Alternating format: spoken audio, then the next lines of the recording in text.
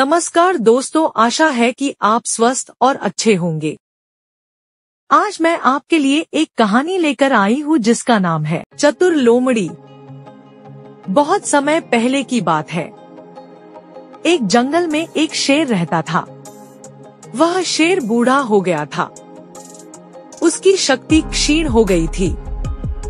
उसके पास इतनी ताकत नहीं बची थी कि वह जंगल में जाकर शिकार कर सके। ऐसे में उनके भूखे मरने की नौबत आ गई। एक दिन शेर अपनी गुफा में बैठा हुआ सोचने लगा, शेर, अगर यही हाल रहा तो मेरी मौत निश्चित है। मुझे कोई उपाय सोचना होगा ताकि बैठकर खाने का इंतजाम हो सके। वह सोचने लगा और कुछ ही देर में उसे एक उपाय सूझ गया। उसने एक कौवे की मदद से अपनी बीमारी की खबर पूरे जंगल में फैला दी। जंगल के राजा शेर के बीमार होने की खबर सुनकर जंगल के जानवर उसका हालचाल पूछने के लिए उसके पास पहुंचने लगे।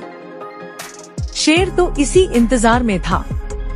जैसे ही कोई जानवर उससे मिलने के लिए उसकी गुफा में घुसता, वह उसे पकड़ लेता, मार डालता और मजे से उसका मांस खा जाता। प्रतिदिन कोई न कोई जानवर उससे मिलने आता और शेर का शिकार बन जाता।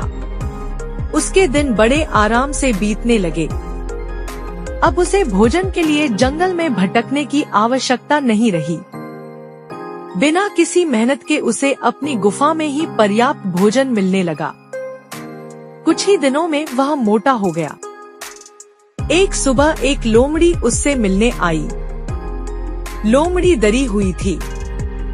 वह गुफा के अंदर नहीं गई बल्कि गुफा के द्वार पर ही खड़ी रही।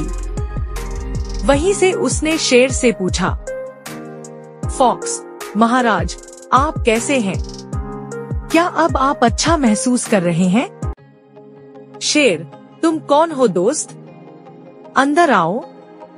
मैं एक बीमार बूढ़ा शेर तुमसे मिलने के लिए बाहर नहीं आ सकता। मेरी दृष्टि भी कमजोर है। मैं तुम्हें यहाँ से ठीक से देख भी नहीं पा रहा हूँ। आओ, मेरे पास आओ। आखिरी बार मुझसे मिलो। मैं तो बस कुछ ही दिनों का मेहमान हूँ। शेर ने लोमड़ी को फुसलाकर गुफा के अंदर ले जाने की कोशिश की। जब शेर बोल रहा था, लोमड़ी गुफा के आसपास के वातावरण को ध्यान से देख रही थी।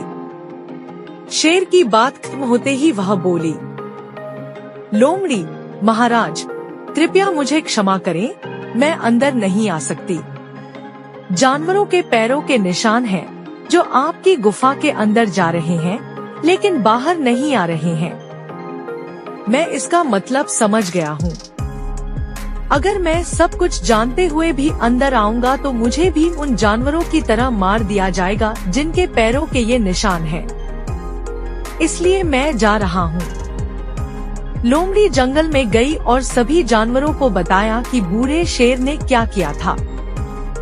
उसके बाद कोई भी जानवर शेर से मिलने नहीं गया। इस तरह लोमड़ी ने अपनी बुद्धिमत्ता से न केवल अपनी जान बचाई बल्कि जंगल के अन्य जानवरों को भी शेर के हाथों मरने से बचाया। इस कहानी से हमें यह समझ आता है कि हमें हमेशा अपने दिमाग का इस्तेमाल करना चाहिए। Thanks for watching. Please subscribe.